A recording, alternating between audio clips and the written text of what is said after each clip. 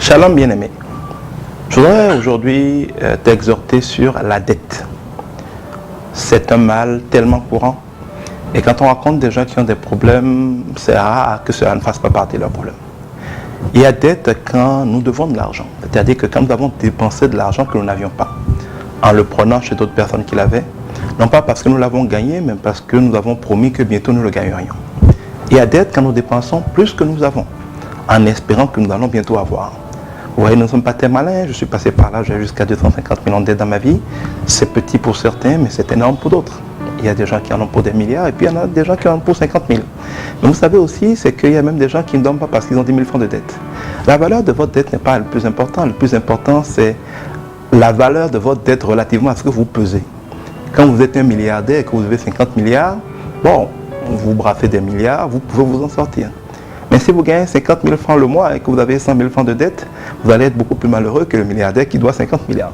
Donc la dette ne se joue pas forcément en montant, mais se joue dans le poids relatif que ça a par rapport à où vous en êtes dans la vie. La dette est toujours le fait de ce que nous sommes trop pressés et que nous ne savons pas respecter les temps et les séquences de Dieu.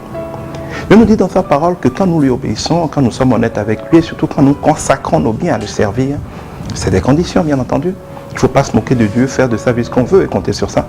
Mais pour les enfants de Dieu obéissant à Dieu, qui lui donnent généreusement quand cela est nécessaire pour son œuvre, la parole de Dieu nous dit dans 2 Corinthiens 9 au verset 8 en particulier, et j'aime beaucoup ce verset, que tous les jours, quel que soit le besoin, notre Dieu est capable de faire venir à nous, par toutes sortes de bénédictions et de grâces, ce qu'il nous faut, ce qui est nécessaire, ce qui est utile, afin que tous nos besoins soient pourvus, qu'il n'y ait rien qui ne soit pas pourvu, et qu'en plus, nous ayons des suppléments pour faire de bonnes œuvres. C'est un merveilleux verset que moi j'aime beaucoup.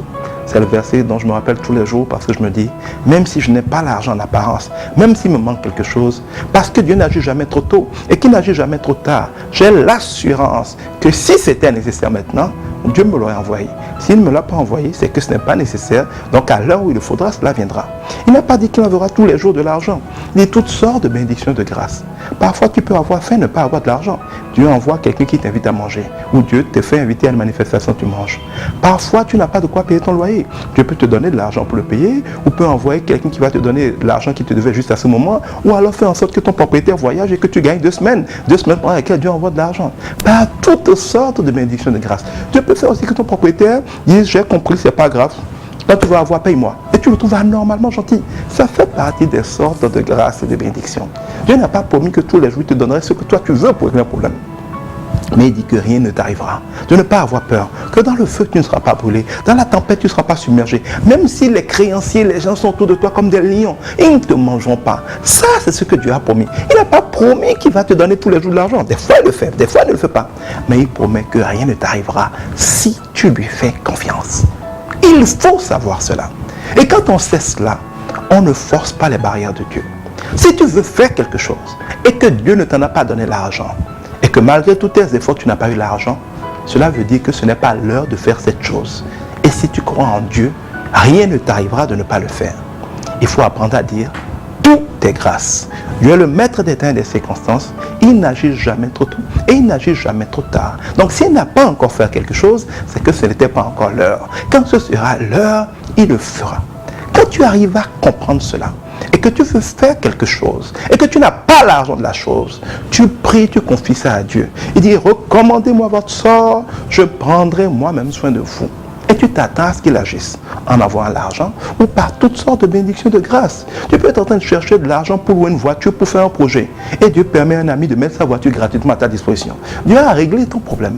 Attends-toi à Dieu et laisse-le faire. Et si finalement la voiture ne vient pas, peut-être que tu n'as pas besoin de voiture. Peut-être qu'il y a une autre manière de le faire. Peut-être que tu vas changer de décor, tu vas le faire finalement à pied. Et ça va être encore plus terrible, on va dire c'est original.